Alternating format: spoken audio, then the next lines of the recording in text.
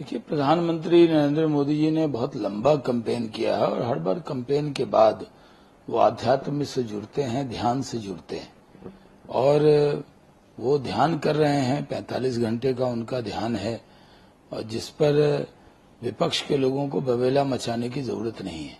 आप अपना काम कीजिए। आपको जाना है किसी मजार पे, आपको किसी मंदिर में जाना हो, कहीं और जाना हो, आप जाइए, आप प्रार्थना कीजिए, दुआ कीजिए। प्रधानमंत्री तो ध्यान कर रहे हैं, आपको क्या एतराज हो जा रहा है? प्रधानमंत्री पर ज्यादा ध्यान है। प्रधानमंत्री हर काम इनसे पूछ के करेंगे। जो जिस पूजा पद्धति को मानते हैं, सनातन धर्म पे चलते हैं और अपनी पूजा पद्धति के हिसाब से और आध्यात्म के हिसाब से वो ध्यान करते हैं, इस पर भी एतराज हो रहा है। ये ताज्जुब का विषय है कि विपक्ष के पास अपनी कमियां ढूंढने के अलावा कोई काम और भी होना चाहिए ना। कुछ कमियां ढूंढिए, कहां गलती रह गई, आखिर क्यों हार रहे हैं, क्यों मोदी जी 400 के पार जा रहे हैं, इस पर उनको विचार विमर्श करना चाहिए। तो वो अभी से प्रधानमंत्री को टारगेट कर रहे हैं।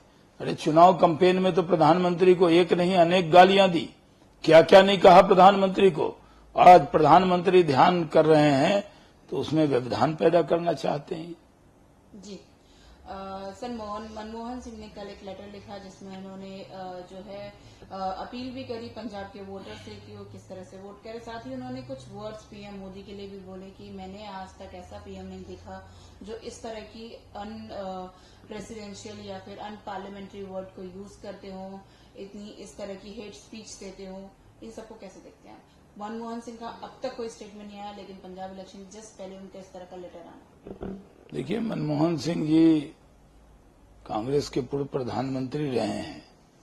ये जो उनका लेटर है, ये कांग्रेस के नेताओं के जरिए ड्राफ्टेड है। जिस तरह की भाषा उन्होंने लिखी है, ये उनकी भाषा भी नहीं है। प्रधानमंत्री, पूर्व प्रधानमंत्री की इस तरह की भाषा नहीं होती कि वर्तमान प्रधानमंत्री के लिए जो कुछ उन्होंने कहा है उस कर भी जिस तरह की बात मनमोहन सिंह जी उठा रहे हैं, क्या मनमोहन सिंह जी ने नहीं कहा था कि संसाधन पे मुस्लिम समाज का पहला हक है? ये कोई पहली बार सुना गया है? जिस तरह की भाषा लेटर में लिखी गई है, जिस तरह की भाषा उन्होंने कही है, ये दुर्भाग्यपूर्ण है। और पूरा चुनाव बीत गया और चुनाव बीतने के बाद आपको प्रधानमंत्री नरेंद्र मोदी जी की भाषा और शैली पे एतराज हो रहा है, जबकि देश की जनता उनको अपार मोहब्बत करती है और वो इस बार 400 के पार उनको लाने वाली है। फिर से वो तीसरी बार प्रधानमंत्री बनने वाले हैं, इसमें कोई शक की गुंजाइश नहीं है। लेकिन आप आखिरी फेज में आकर इस तरह की का लेटर लिख रहे हैं, और क्यों लिख रहे हैं? अपनी पार्टी के कहने पर इस तरह की भाषा का उपयोग करना ये सही नहीं है। जी सर, ममता बनर्जी ने बोला कि पीएम मोदी अब दोबारा ऑफिस वापस नहीं आने वाले हैं और हम लोग जो है 4 जून को सरकार बनाएंगे। इसको कैसे देखते हैं, जिस तरह का कॉन्फिडेंस वो लोग शो कर रहे हैं? देखिए, ममता जी कॉन्फिडेंस शो नहीं कर रही बल्कि कॉन्फिडेंस लूज कर रही। ममता बनर्जी पूरा चुनाव हाथ से उनके निकल गया है। इस बार चौंकाने वाले नतीजे होंगे।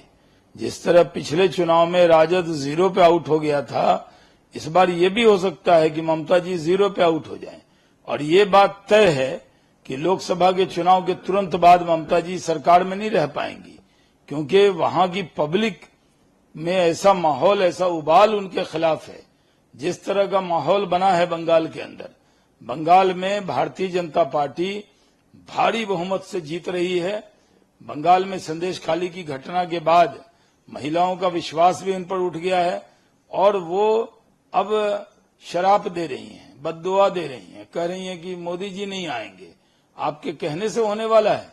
आप तो जो इंडी अलायंस में आप घटक थी, उनकी सगी नहीं हुई, उनके साथ मिलकर नहीं लड़ा। जिन अलायंस के साथ आपने फोटो खिंचवाए उनका साथ नहीं दिया, वहां की जनता आपका साथ नहीं दे रही है। बड़ी ताकत से आ रहे हैं वहां मोदी, बड़ी ताकत से आ रही है बीजेपी। इसलिए फ्रस्ट्रेशन में ममता बनर्जी इस तरह का बयान दे रही हैं जो हास्पद है। जी सर, एक आखिरी सवाल आने दीजिए, आप भी सुन लीजिए आखिरी सवाल। मैं पटना से खूब एएनआई को बाइट भेजता था, पीटीआई को, पता नहीं आता था इधर भी। नहीं सर आता था। हम लोग तो टीवी देखते नहीं है। हम लोगों ने आपके उस दिन रात को जब बाइट मंगाई थी अम्बुजा में, साथ में जब दोनों बनारस थे, अरे डंडा लेके क्यों आई? माइक में लगा। आज माइक का हमें। सर शुरू करें। सर आखिरी सवाल, खरगे ने बोला है कि पीएम मोदी ने सिर्फ अपना ही प्रचार किया है थ्रू आउट कैंपेनिंग, उन्होंने कोई बीजेपी का प्रचार नहीं किया है, और जिस तरह की हेट स्पीचेस उन्होंने दिए इससे ये साबित है कि इंडिया अलायंस जो है दोबारा आने वाली है वापस पावर में। खरगे साहब ने तो अपना भी प्रचार नहीं किया, उन्होंने तो एक परिवार का ही प्रचार किया है। मोदी जी ने तो देश का प्रचार किया है, पूरे प्रदेश में गए हैं, रोड शो किया है, अपने उम्मीदवारों के लिए वोट मांगे हैं, अपने अलायंस के लिए भी वोट मांगा है। खरगे साहब तो सिर्फ गांधी परिवार के गुणगान में ही लगे रहे हैं, और वो जिस तरह की भविष्यवाणी कर रहे हैं, लग रहा है ज्योतिषाचार्य हो गए हैं। उनको इल्म नजूम का कोई ज्ञान हो गया है, इल्म आ गया है।